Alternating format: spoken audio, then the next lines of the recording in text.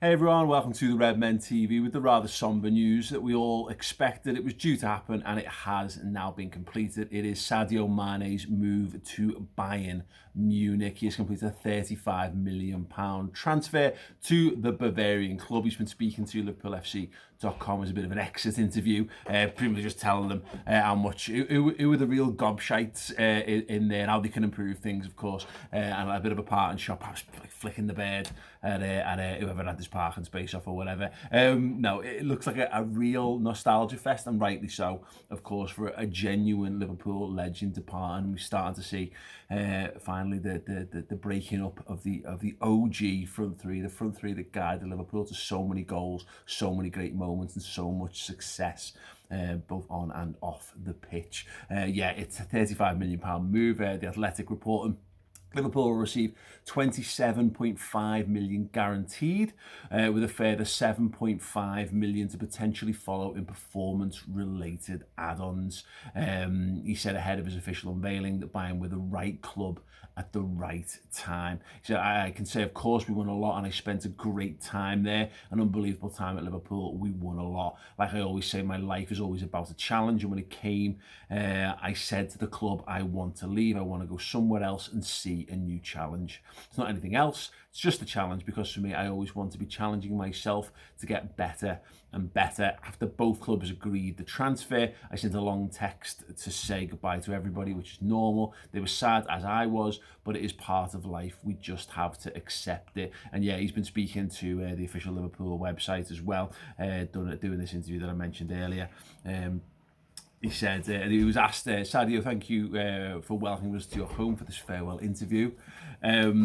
Your transfer to Bayern Munich is now complete. Does it feel a little bit strange to say you're no longer a Liverpool player? He said, yes, for sure. Obviously, it's strange, really, really strange to be no longer a Liverpool player after 6 years spent at Anfield. But of course, I had a great time, an unbelievable time. And since my first day, I really, really enjoyed training, playing at Anfield, especially, and in front of these amazing supporters. Now it's come to an end. So what can you say? And he said, well, a lot of speculation about your future. Can you explain to us why you felt it was the right time to move on? He said, yeah, sure, there was a lot of speculation, but I'm not confused boy in my head. Obviously, I know what I want, and I know what is professional for me. I was not even thinking about it, because I was still a Liverpool player, and we had really, really important games. For me, that time was so important for myself and the team and the boys and the supporters as well. And this is why I was really, really focused on that. I did not want to make any comment about it, because winning the Champions League and the Premier League, that would have been fantastic for myself, for the club, for everybody. So that is why I was not even talking about it or commentating about the speculation, because it's part of football. It will always stay this way. It is normal. Do you feel you achieved everything you could at Liverpool? He said, yes, for sure. Like I said, from the first day I came to the club, I spoke to the boss, and when I was in Southampton, I think at the time we were not even in the Champions League, he called me and said, for sure, I just decided in my heart that I'm coming to Liverpool, because that is where I can see myself. And for me, it was the right time and the right club to achieve everything. So I can say, of course, we won a lot, and I spent a great time there, an unbelievable time at Liverpool. We won a lot. Like I always say, my life is about a challenge, and when it came, I said to the club that I want to leave, as mentioned elsewhere. And it's just, I mean, it's wonderful to see, and obviously we know, and Liverpool actually put his list of honours out as well. 1 Champions League winner, 1 times a FIFA Club World Cup, 1 UEFA Super Cup, 1 times Premier League, 1 League Cup, and 1 FA Cup as well in his time at the mighty Reds. Basically, he's won the lot while he's been at the football club, and he's not been a passenger in any way, shape or form. He's been at the forefront of what Liverpool have done in that time. People talk about him as being the first one, the major signing under Jurgen Klopp, the first transformative signing that Liverpool made. And lots of other guys have come in and had a great time at the football club, of course, but got to think back to that first season, him coming in, and he was a breath of fresh air. Comes in, scores his debut goal, and a hell of a goal against Arsenal as well, coming in from that right-hand side. He then doesn't play when we play Burnley in the game after, and we're rubbish. We are hammering on the door in the limpest possible way. So it's more like just like flopping against the door, hoping things will break down and work for us. And that is what Sadio Mane added to Liverpool. He added dynamism. He added goals. He added an injection of just pure love and passion for the game, but his ferocious determination to win. And no more evident for me was that than the season when Liverpool won the Premier League. We won the European Cup. We go into that season and nobody wanted to win the Premier League more than Sadio Mane. And the great example, of course, is the late goal he scores against Aston Villa away. One of the best let-offs I've had in a football ground for that game. And you could see it. It was coming out of every pore of his body. He was going to work harder. He was going to dig deeper. He was going to hurt more than anyone else in that team to make sure that Liverpool got across the line that season. We weren't going to fall short again. What will that mean moving forward? I guess we can have a little chat about that. And I'd like to know if you're watching or listening, what your general thoughts on all this, or how you feeling about it. I think understandably it stings to see a player move on. It's interesting to see a player move on. I don't think there's many examples of this who go with well wishes. A good example, Adam Lallana went with well wishes, but I think there was a little bit of it's like well wishes, a bit twee or a bit trite or whatever, because ultimately we'd seen the best of Lallana. It is odd to see a footballer go who I could conceivably see Sadio Mane being the same player that he was last season for another 4 years more. Potentially, I don't know why not. He could melt, he could fall apart, but we haven't seen that, so it's not beyond expectations to say that Bayern Munich have got a good player and he's going to contribute really well for them in the coming years. So it's unusual to see a player like that in this kind of situation where normally there's just some edge to it. It's like an affront. Like you go, well, what do you mean you don't want to play for us? And bear in mind, Liverpool have been in worse positions when that's happened, and we've been more affronted. So Liverpool have been much worse. They're level than the players who've left. So Torres, Suarez, Sterling, and we've been really, really annoyed by them not wanting to play for Liverpool. But it's weird how in this instance it's kind of like, yeah, and I get it. In a world where Liverpool don't have Mo Salah, we'd have spent the last 12 months talking about Sadio Mane's contract, and we haven't. And I don't know whether that's telling as well that we all adore him, we all love him, and maybe this part of his new challenge thing. Maybe he wants to go somewhere and have Bayern Munich said, you're the man for us, mate. You're going to be the main man. We're going to put you right on the top wage bracket. You're going to be taking over from Lewandowski, and you're going to be our central focus of what this team does. And if that's that, then that's perfectly understandable in terms of his new challenge. And I think that might lead into why I'm a bit more, I'm okay with it, because he's put his shift in for Liverpool. Few players, and we've got a tremendous squad of footballers who've reached heights that I've never seen as a Liverpool fan before, and very few of them can say they haven't given their all. But it's easy to look at Sadio Mane and go, yeah, what could you fault in him? What could you fault about Sadio Mane? What could you say he could have done more of? Could he have scored more goals? Maybe, but who scored more goals, particularly from the wide area? You're in an only Mo Salah tweet when you're starting to get into that kind of thing. So yeah, he leaves very much with my well wishes, which again feels a bit awkward. I am a bit concerned.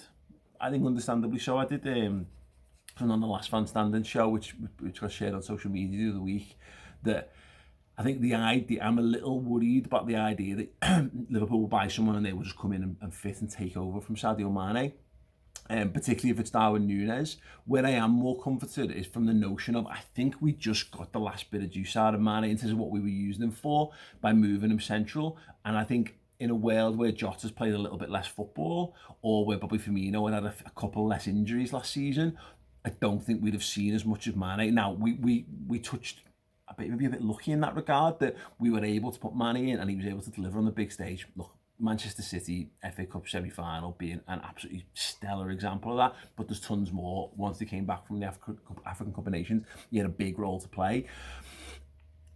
I don't think, what I'm kind of driving at is, I think we bought Mane's replacement in January. I think we bought Luis Diaz as the long-term replacement to play the vast lion's share, the vast majority of games on that left-hand side, because I don't think Mane's impact on that side was as much, and I think that was where he was starting to wane. Still a world-class footballer, and you can play him across the front three and get a brilliant level out of him, but I think we bought his upgrade in Diaz. Will he be an upgrade or at least a match in terms of goals? That's a bit of an unknown, but I feel reasonably secure that we've got a really, really good player. I don't think we're going to see a significant drop-off, even in the worst case, from just putting Diaz in on that left-hand side. And Darwin Núñez, I think, is part of an evolution of what Liverpool are trying to do. I think he's effectively the Origi and Minamino replacement defo. And then your idea is that he starts to phase out Roberto Firmino as you change in style. He's a bit more physical, he's a bit more robust, he's a bit more tip of the spear rather than being the sort of stick behind the spear. I guess is the way to describe what Firmino was a bit. As much as I'm saying, and I don't like this notion of it's okay, because I was here when we sold Sterling and we were saying it's all right, we got Jordan Ibe.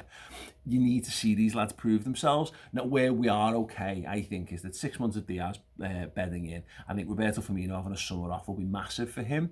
I think Diogo Jota having some time off as well will be massive for him. And obviously one more year or more of Mo Salah is cool as far as I'm concerned.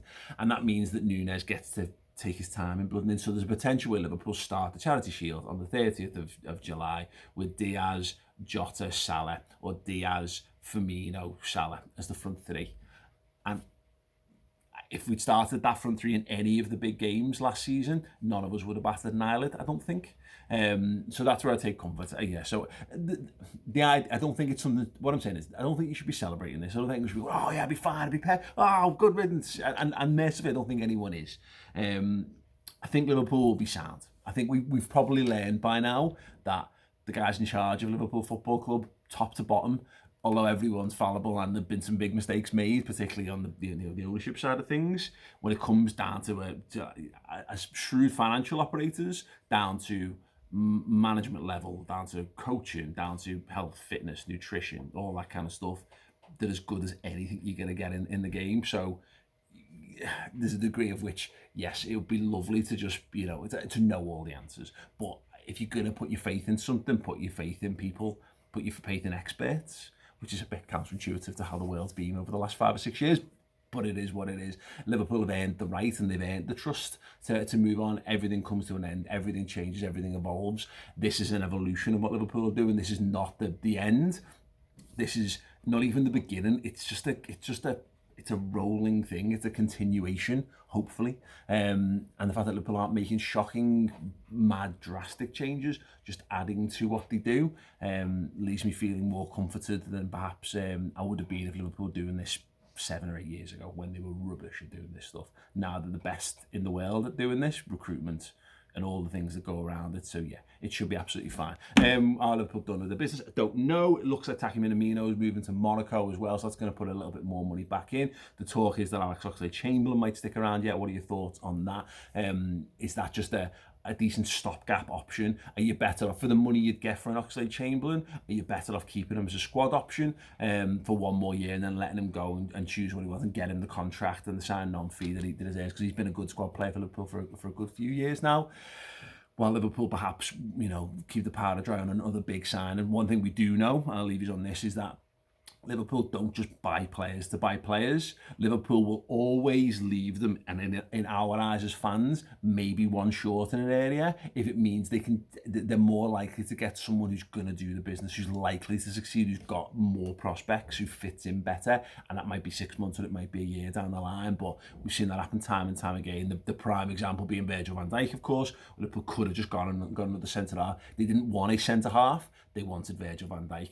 And we'll never be privy to what those plans are, but that's one thing that we maybe have to just go, okay, take a little bit of a step back and just see what happens. And the good thing is, what will happen is Liverpool will just be brilliant at football, because Liverpool are brilliant at football and they'll win loads of football matches and we'll forget about it. But when you're in pre-season, you can't help but get lost in the whys, maybes, what ifs and all that kind of stuff. But yeah, it is what it is. Anyway, I bid you farewell. I bid farewell to Sadio Mane. Sadio, best in the world, mate. No one's laughing. Nobody is laughing. Best in the world, one of the best footballers ever to play the game, and it was an absolute privilege and an honour to watch him play at Liverpool Football Club. Memories that are indelibly burned into all of our brains, experiences that you'll never be able to take away from me, from us as a fan base. Yeah, we love you, Sadio. All the best at Bayern Munich, apart from, of course, when you play against Liverpool in the Champions League, in which case I hope you're poo. Leave your farewell messages for Sadio in the comments or tweet goodbye Sadio, hashtag goodbye Sadio to us at Twitter. We're going to be doing a special Sadio Mane farewell podcast. We're going to be counting down the 10 greatest Sadio Mane Liverpool moments. That is an exclusive premium podcast over on Redmen Plus. It's going to be going out on Sunday. We're going to have some boss little clips and memories, go down properly, reminisce down memory lane and really talk through the best that was the Liverpool legend, arguably the best to ever wear the number 10 for Liverpool. Debate that as well. Over on Redmen Plus. So if you want more Sadio goodness, you want to feel your feelings, you want to get those tears out, then come and join us over on Redmen Plus for the Sadio Mane Top 10 Greatest Liverpool Moments podcast, and I'll see you over there.